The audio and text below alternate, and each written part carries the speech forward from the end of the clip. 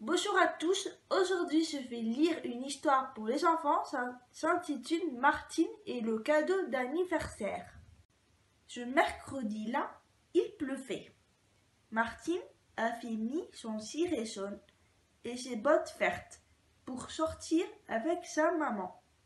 Elles allaient toutes les deux choisir une commode dans un drôle de magasin, plein de vieilles choses. Cela s'appelait le grenier. Un nom qui faisait penser à Fouillis. Martine aimait les gâteaux, les poupées et les fouillis.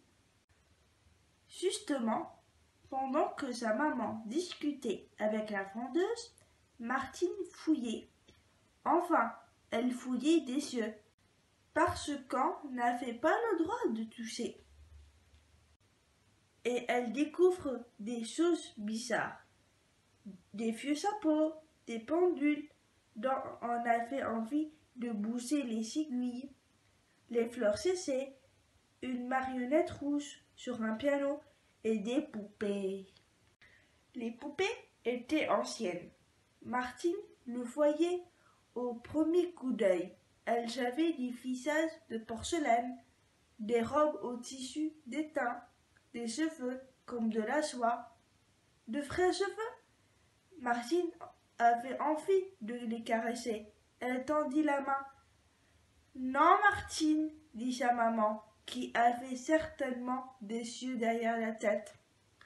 Martine baissait la main, mais s'approcha davantage. La plus jolie était assise dans un fauteuil de paille. Elle avait les épaules enveloppées d'un châle.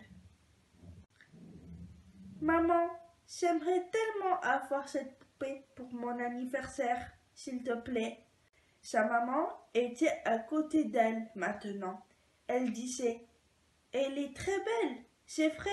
Quand j'étais petite, ta grand-mère en avait une toute pareille au grenier. Et un jour, l'oncle Armand l'a cassée. Martine sentait son cœur battre très fort. Sa maman comprenait. Elle demanda à la vendeuse: Combien coûte celle-ci?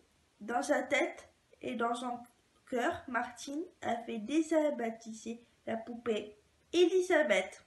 En même temps, ses bras la picotaient comme envahis par des fourmis, tellement elle avait envie de la serrer contre elle, de la câliner. La vendeuse sourit. Je suis désolée, madame, mais ces poupées sont vendues. Un collectionneur les a vues dans la vitrine. Il doit revenir les prendre ce soir. Comment le pouvait-elle alors qu'une boule affreuse serrait la gorge de Martine, qui s'empêchait de pleurer? Ne sois pas triste, chérie, dit sa maman. Nous en trouverons une autre. Puis elles sortirent du magasin sous la pluie. La rue était grise.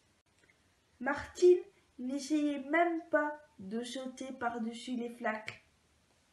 Si on s'offrait une petite tarte aux noix, Martine remua la tête. Non, non. À la banane, alors. Non, non, continua à faire la tête de Martine. Tu es malade, ma puce? C'est du chagrin.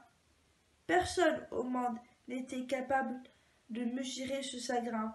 Un vrai, un grand, un chagrin à vous couper l'envie des gâteaux, des plateaux de chocolat, confiture, devant la télé ou des dessins animés. Un chagrin qui n'est pas un caprice, quoi. Elles rentrèrent à la maison.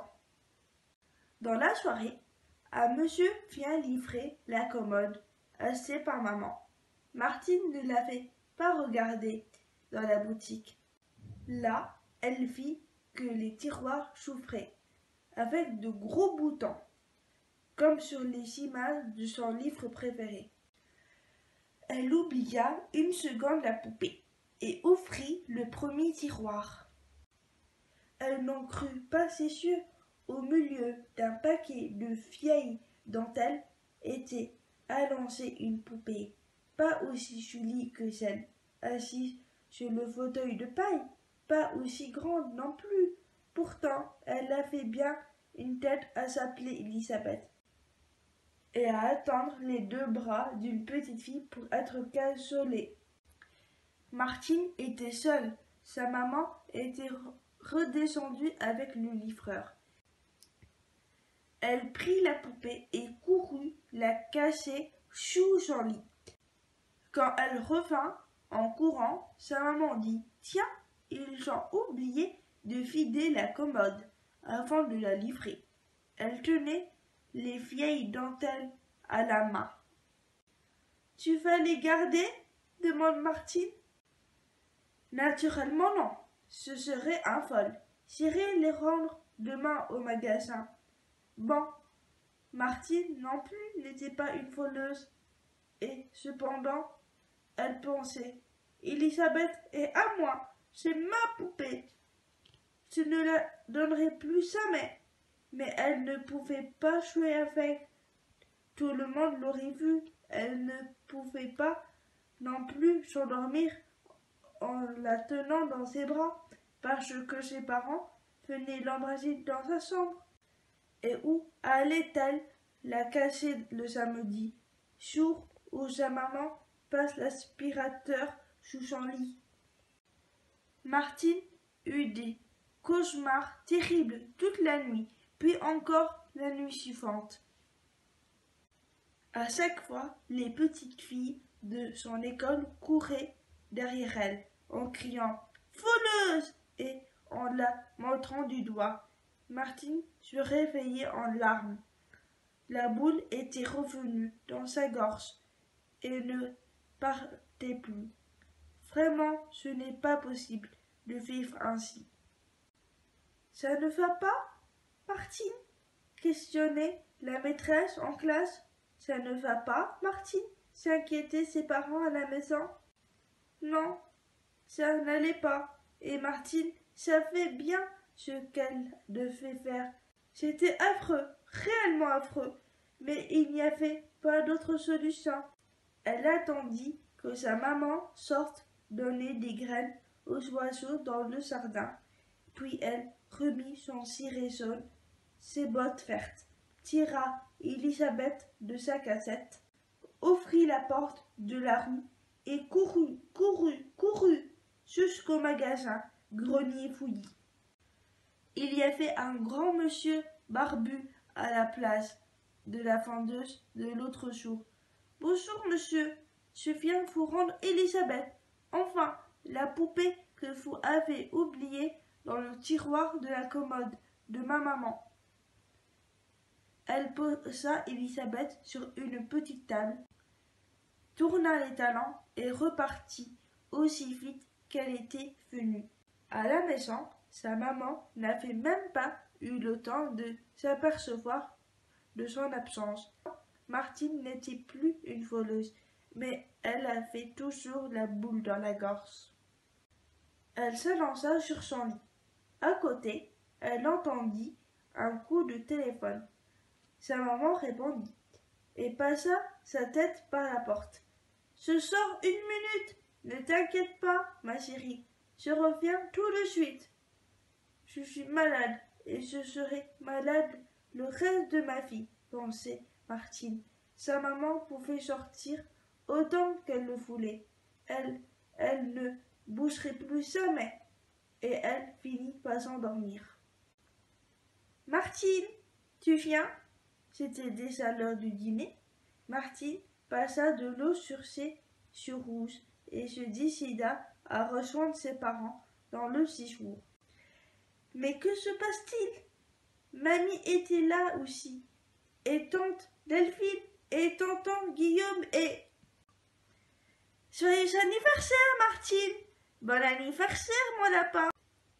Martine n'en revenait pas. Elle avait complètement oublié. C'était même la première fois qu'elle oubliait une chose pareille. D'ailleurs, comment fêter son anniversaire alors que son cœur était prêt à déborder de larmes? Ils avaient tous des cadeaux dans les bras et maman souriait. « Tu vas être contente !» Par politesse, Martine défit les emballages. Il y avait des puzzles, des livres, des bonbons, comme d'habitude. et le dernier paquet, celui de maman. Elle fit sauter la ficelle. Oh, Elisabeth était là, au milieu des papiers de choix. Tu as de la chance, explique sa maman. Les gens de cette boutique ont été très aimables.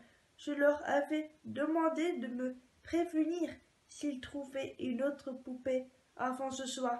Et tout à l'heure, un monsieur a téléphoné. Martine serrait Elisabeth contre son cœur. Elle n'avait plus la boule dans la gorge. Elle trouvait la fille tellement belle qu'elle avait envie de chanter. Et dans les yeux de verre de la poupée de porcelaine, il y avait aussi un sourire heureux. Parce que les poupées, bien sûr, aiment toujours les petites filles qui les aiment très fort. Fin de l'histoire. Si la vidéo vous a plu, mettez un like, partagez-la et abonnez-vous.